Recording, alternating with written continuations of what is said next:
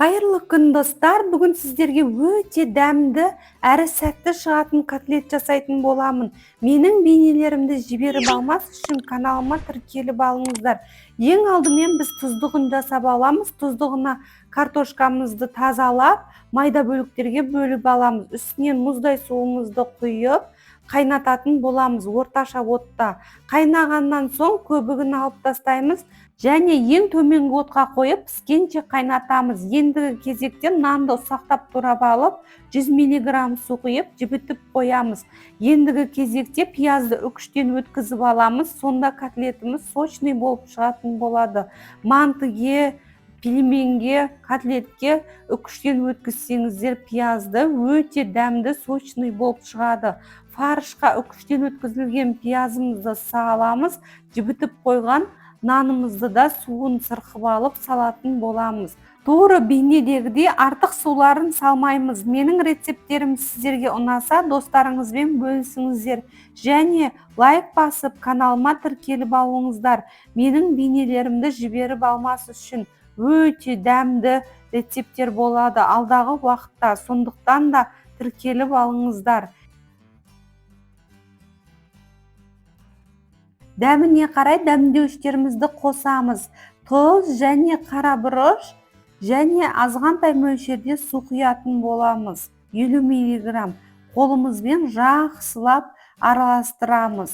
Араластырып алғаннан соң тура бейнедегідей фаршты қолмен алып ұратын боламыз. Сонда котлетіміз қолға жабыспайтындай әрі біркелкі болып араласады, жұмсақ болып шығады. Дәміне қарай сарымсағымызды қосамыз. Менде сарымсақ 3 тісше. Қосып алғаннан соң жақсылап араластырып аламыз. Сарымсақ кескішпен кесеміз, немесе ұсақтап турап аламыз. Сарымсағымызды қосып, жақсылап біркелкі қылып араластырып аламыз. Біздің котлетіміз дайын болды.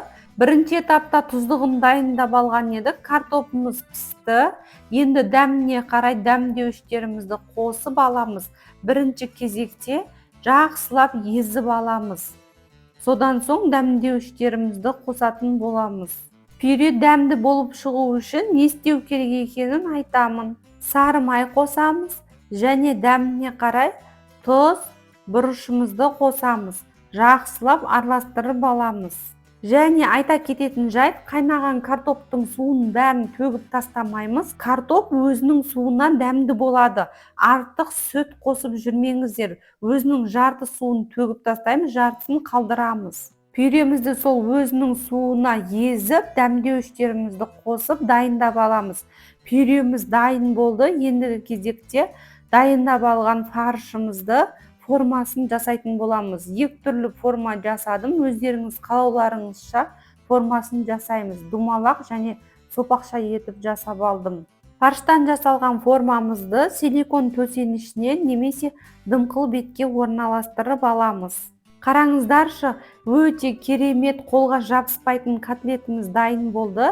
Ендігі кезекте котлетті пісіретін боламыз. Орташа отта оттың температурасын біркелкі қылып аламыз. Көбейтіп немесе азайтып пісіріп атқан кезде ондай жасамаймыз. Біркелкі отқа қойып пісіретін боламыз. Орташа отта екі бетін қызарғанша пісіріп аламыз. Естеріңізде сақтаңыздар. Отын төмендетіп немесе көтеріп жібермеңіздер.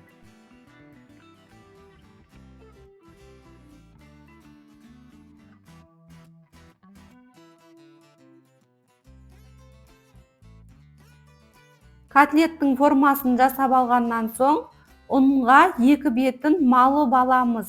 Бір температурада орташа отта екі беті қызарғанша пісіріп аламыз. Менде осы рецепт бойынша 14 котлет шықты.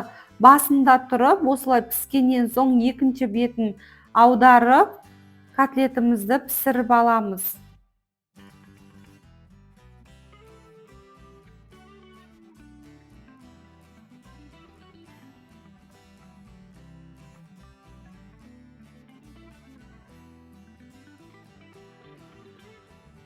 Котлетіміз пісті. Піскеннен соң салфеткаға орналастырамыз. Сонда котлеттің артық майлары алынады.